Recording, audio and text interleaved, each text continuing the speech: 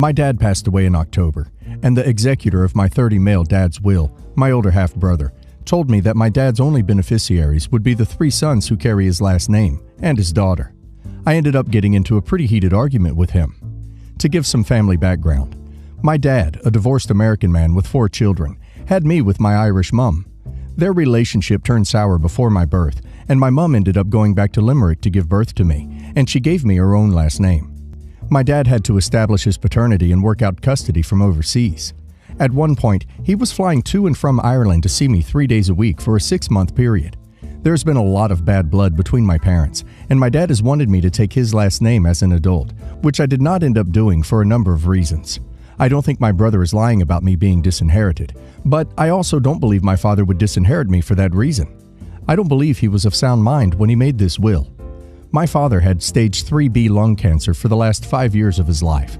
He died of some sort of saprophytic infection in a collapsed lung, which was misdiagnosed as tuberculosis.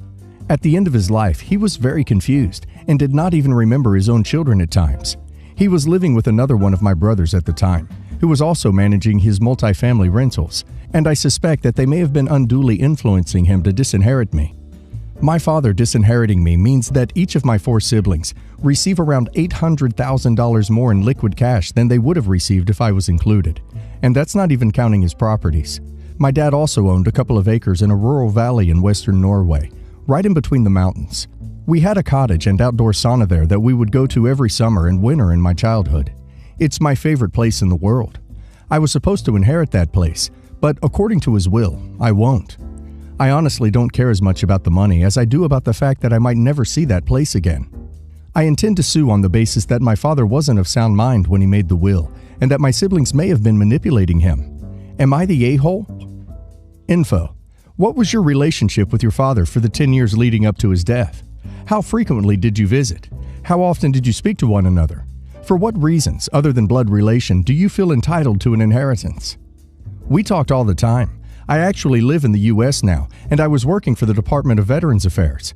Since it is my first year, I had limited options in terms of taking time off, but I still took a family medical leave to visit my father. My dad and I were very close. We had a loving relationship. There's no way he would disinherit me. Not the a-hole. Do what you have to do when it comes to money and property. If you and your dad had a good relationship prior to his death, gather everything you can to prove it. Phone records, texts, letters, etc. Get ready for a fight and file as soon as possible. My 30 female mom was cheated on by my dad, and the lady my dad cheated with got pregnant, and my dad decided to leave my mom for her. Their kid is now 17 male. I'm gonna call him Luke. My mom does not like Luke or my dad or Luke's mom. I'm not close to any of them either. I despise my stepmother, and I hated my dad for a long time too, but our relationship has improved. I barely have a relationship with Luke, but that's improving too.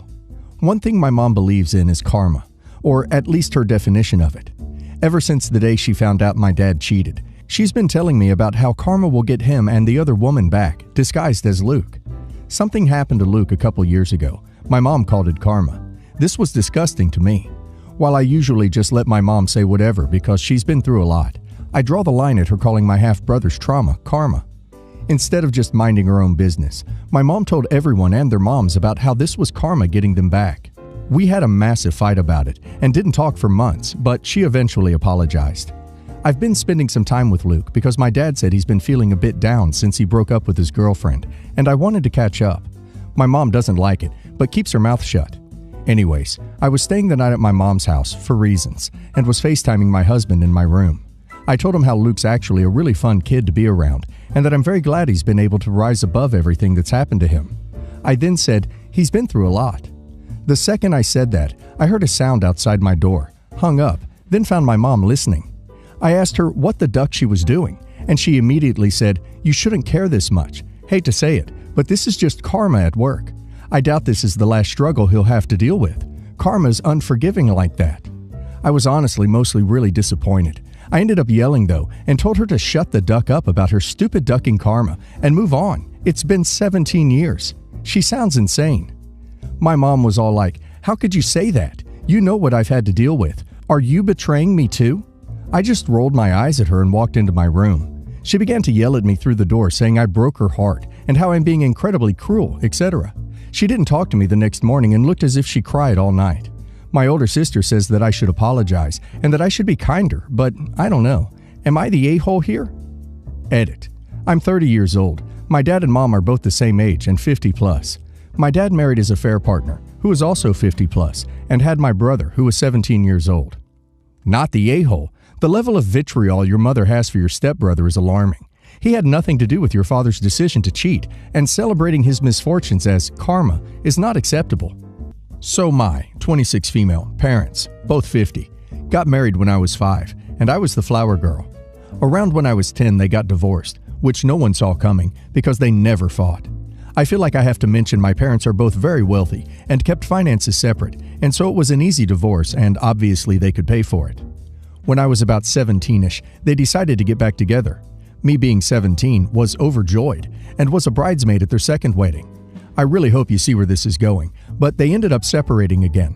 They didn't tell anyone and didn't get a divorce, but we all knew they were separated, and 3 years later, they wanted to renew their vows, in which I was asked to buy a nice dress for the occasion.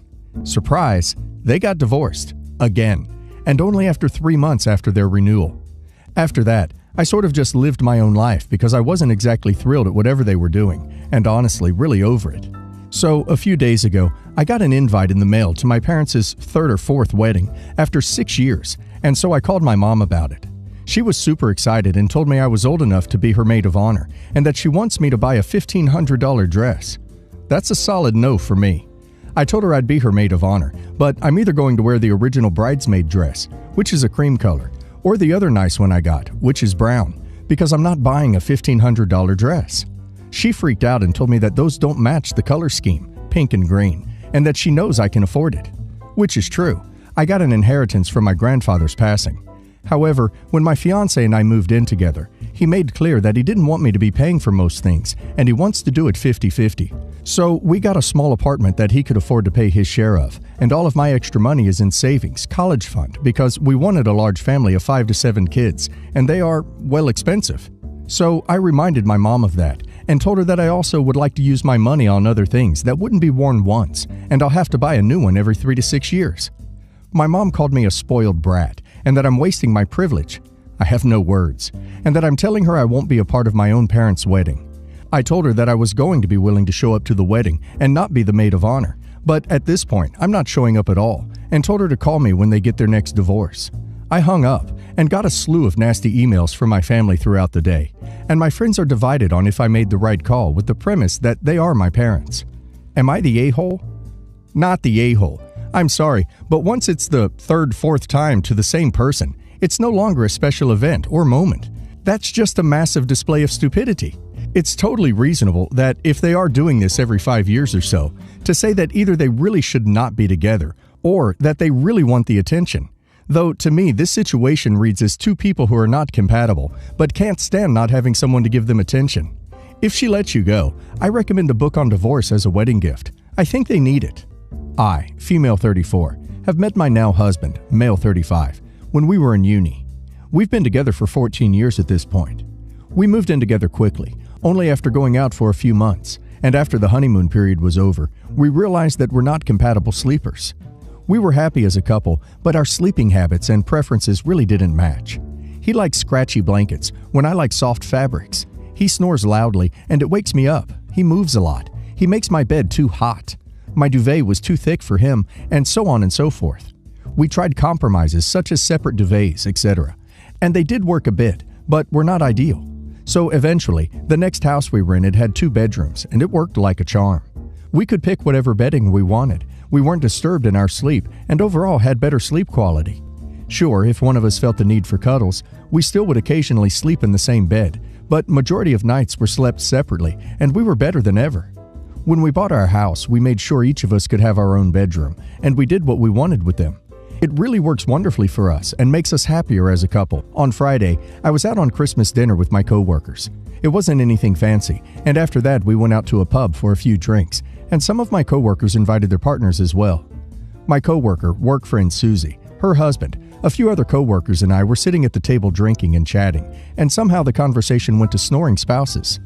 No idea who or why started it, but we were all slightly tipsy. Someone asked me if my husband snores as well, and I said yeah, which is why we have separate bedrooms. Didn't think much of it. Susie's husband seemed interested in the idea and asked me a few questions, which I honestly replied to. Basically things I mentioned above. Today Susie called me, really angry, saying I was an a-hole for even mentioning that I have a separate bedroom. Saying things like, "Who does that? And you must be really unhappy, and stop pretending it makes you happy, you're just faking it," and so on. She was furious, pretty much crying and shouting at me. I was quite surprised and tried to understand what the hell happened. I guess I should have just disconnected, but this was so unlike her. Well, it turns out Susie snores a lot, and her husband loved the idea of having separate bedrooms and wanted to try it. Susie sees it as an ultimate end to their relationship, as disrespectful, as not something married couples should do. So now she blames me for introducing her husband to the idea and validating it with my lies. I haven't lied. I didn't think I did anything wrong at the time, but I do feel bad for her and wonder, am I really an a-hole here? Not the a-hole. It's not your fault that it doesn't fit in her perfect little image of what a marriage should look like. You are not the a-hole. Separate bedrooms have saved a lot of marriages. Susie is just pissed at her husband and taking it out on you. So, context. I, 25 female, am 8 weeks, 3 days pregnant, and have been keeping this secret from everyone except my sister-in-law, 28, for over a month now. I told her as soon as I found out, because she's the only one who knew we were trying. Anyway, I had been keeping it a secret so that I could reveal it to my parents with a cute gift on Christmas. Sister-in-law knows this plan. She informed me a couple of days ago that she is about 4 weeks pregnant, which I'm super excited about, don't get me wrong. She is married to my family's golden child, and they had the first grandbaby of the family 3 years ago. After her little one was born, my family immediately started asking when the next grandbaby was coming.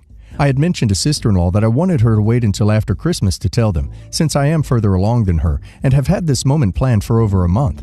And honestly, it's only a week of waiting, which I think should be more than doable. Normally I wouldn't care about this kind of thing, but I'm kind of the black sheep of the family already, and my siblings are always seen as better than me, or more important. She had agreed that she would wait until after Christmas to tell my parents, so that I could have a moment where my family was excited for me and wasn't comparing me to any of my siblings. Well, today she texted me that she's decided to tell them tonight because they are visiting anyway. I'm kind of upset about this because now when I tell my parents, that rare moment of excitement that I've been waiting for will be overshadowed by the golden child announcing first. I was going to ask her not to do this today, as we had an agreement, but now I'm unsure. I don't know, I feel like I'm overreacting, but this genuinely hurts my feelings as she knows how excited I was to announce this pregnancy that my parents have been waiting 3 years for. The saddest thing about this post is you feeling that announcing your pregnancy will finally get their attention and approval. If your sister-in-law announcing her pregnancy means you won't get the approval and attention you crave, then there is a big problem with your family. Stop accepting the role of black sheep in your family. You deserve better. No a-holes. A while back, I, male 40s, dated a woman, female 30s, whose father, male 60s, was a nice enough person, but a bit overprotective of his adult daughter. After about a month of dating and without any reason to do so, he ran a full background check on me, including a credit check, without my knowledge or permission. It came back clean and my girlfriend told me about it immediately after the fact. I noticed the 5-point hit on my credit rating, but that wasn't a big deal. I was more peeved that someone ran a criminal and financial check on me without my knowledge or consent, but I decided to let it go to keep the peace. We broke up 3 months later and had little contact after the breakup. Approximately 2 months after we broke up, my now ex-girlfriend reached out to me. It turns out her father ran the background and credit checks through his work. He hired employees, so he had access to his company's system to run the checks. He digitally clicked that he had granted consent to the checks, but of course I had not done so, and he had no backbone. His company's internal audit department was giving him a hard time to provide the backup. She asked me to complete, retroactively date, sign, and email a form consenting to the checks to her. I was still a little peeved about the checks, so I declined to do so. She went nuts, and her father even called trying to explain his position. He was much nicer about it than her, but I still declined. Ultimately, the internal auditor from my ex's father's company called to follow up and determine what happened, and I told the auditor the entire true story. My ex's father lost his job. He was close to retirement, but I know it set him and his wife back a bit. She occasionally lashed out via text for a month after calling me an a-hole. It was a relatively minor inconvenience to my life, and it did cost him a lot. So I ask you, am I not the a-hole? It's illegal to run a check like this without someone's consent. Someone that is that prepared to bend the rules for their own benefit has probably done it more times before. Maybe this is the first time he's faced serious consequences for doing so, but this is an entitled person who had no issues breaking the rules for him to get his way.